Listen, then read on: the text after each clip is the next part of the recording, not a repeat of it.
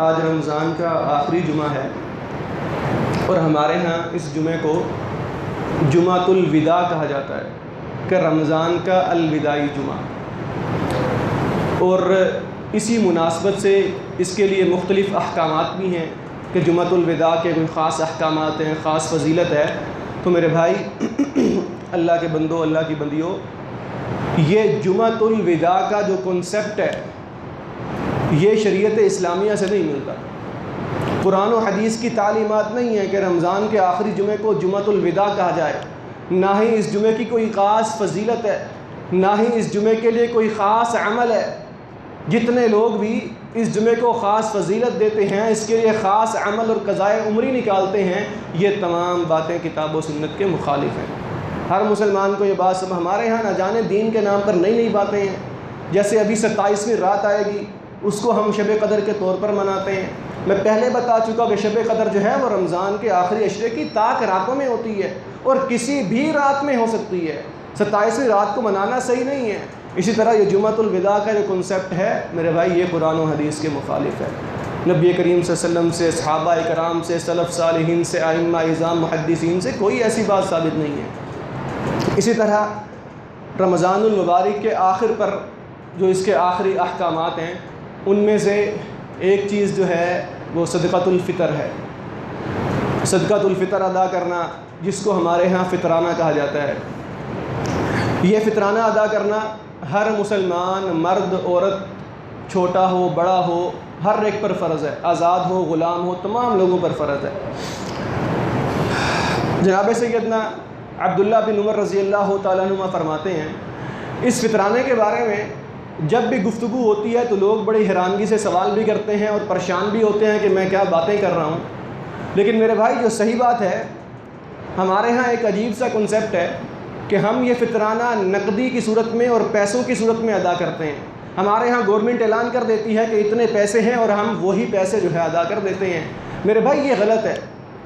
جمہور علماء کے ہاں صدقۃ الفطر نقدی کی صورت میں ادا کرنا جائز نہیں ہے، بلکہ یہ جنس کی صورت میں ادا ہوگا، غلے کی صورت میں ادا ہوگا۔ جو انسان کی خوراک ہے، جو وہ معاشرے کے لوگ، وہ ملک کے لوگ، شہر کے لوگ جو کھاتے ہیں، ان کا کھانا پینا ہے، اس کھانے سے ادا ہوگا۔ جناب سیدنا عبداللہ بن عمر رضی اللہ تعالیٰ عنہ فرماتے ہیں کہ رسول اللہ صلی اللہ علیہ وسلم نے صدقۃ الفطر فرض کیا، اور کتنا فرض کیا؟ کتنے روپے فرض کیے؟ صاع من تمر او شعیر، آپ نے ایک صاع مقرر کیا۔ اب یہ صاع کس چیز کا ہے؟ یا کھجوروں کا، یا جو کا، یا گندم کا، یا منقے کا، یا ستو کا، کسی بھی چیز کا جو اس سوسائٹی کے اندر موجود ہے، جو کھایا پیا جاتا ہے۔ اب یہ ایک صاع کتنا ہے؟ علماء نے جب اس کا اندازہ لگایا تقریباً 2.25 کلو سے 2.5 کلو کے درمیان بنتا ہے۔ لیکن میرے بھائی، اگر ہم اس کا صدقۃ الفطر کی نقدی نکالیں، اس کا پیسہ نکالیں، تو میرے بھائی اللہ کے بندو، ایک بڑی سی سادی سی بات ہے، ہر انسان کو سمجھ آتی ہے۔ بھائی، وہ ایک صاع اگر کھجوروں کا بھرا ہوگا تو اس کی قیمت کچھ اور ہوگی۔ اگر وہ ایک صاع جو ہے منقے کا بھرا ہوا ہے، کشمش کا، اس کی قیمت اور ہوگی۔ اگر وہ ایک صاع ستو کا بھرا ہوا ہے، اس کی قیمت کچھ اور ہوگی۔ اگر وہ ایک صاع جو کا ہے، اس کی قیمت اور ہوگی۔ تو میرے بھائی، یہ جو صدقۃ الفطر ہے، فطرانہ ہے، ہر شخص کو چاہیے کہ غلے کی صورت میں ادا کرے، جنس کی صورت میں ادا کرے۔ اس کی وجہ کیا ہے؟ جناب محمد الرسول اللہ صلی اللہ علیہ وسلم نے اپنی زندگی میں ایک مرتبہ بھی قیمت کی صورت میں ادا نہیں کیا، بلکہ آپ نے جنس کی صورت میں ادا کیا ہے، اور یہی صحابہ کرام کا عمل تھا۔ لیکن ہم نے اپنی آسانی کے لیے جو ہے وہ قیمت نکال لی ہے۔ تو بہرحال ہمیں چاہیے، ہر مسلمان کو چاہیے کہ سنت رسول کا خیال رکھے اور کوشش کرے کہ اس میں جو ہے وہ جنسی ادا کی جائے۔ اور صدقۃ الفطر جو ہے، اس کے نکالنے کا ٹائم کیا ہے؟ بعض لوگ رمضان کے شروع میں ہی سے فطرانہ ادا کر دیتے ہیں، یہ غلط ہے۔ فطرانے کا جو اصل ٹائم ہے وہ جب عید کا چاند نظر آ جائے، جب رمضان المبارک ختم ہو جائے، شوال کا چاند نظر آ جائے، تب یہ ادا ہوتا ہے، اور نماز عید ادا کرنے سے پہلے ادا کرنا ہوتا ہے۔ اور اس کا مقصد کیا ہے؟ ہمارے ہاں لوگ کہتے ہیں جی آج کل غریبوں کو یہ گندم، آٹا، جو، چاول، ان سے زیادہ پیسے چاہیے ہوتے ہیں، وہ پیسوں کے جوتے خریدیں گے، کپڑے خریدیں گے، کیا کیا چیزیں خریدیں گے۔ اور اللہ کے بندو، یہ بات صحیح نہیں ہے۔ صدقۃ الفطر کی علت یہ ہے، صدقۃ الفطر کا مقصد یہ ہے کہ مسکینوں کو، غریبوں کو عید کے دن اچھا کھانا فراہم کیا جائے۔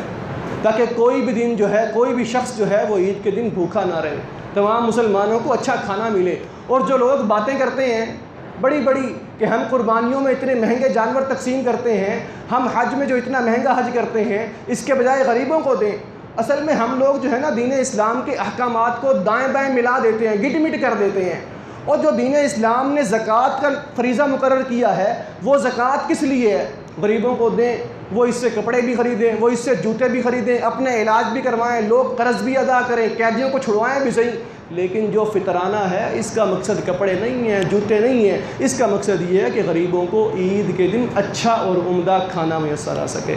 اللہ ہم سب کو قرآن و حدیث پر عمل کرنے کی توفیق عطا فرمائے۔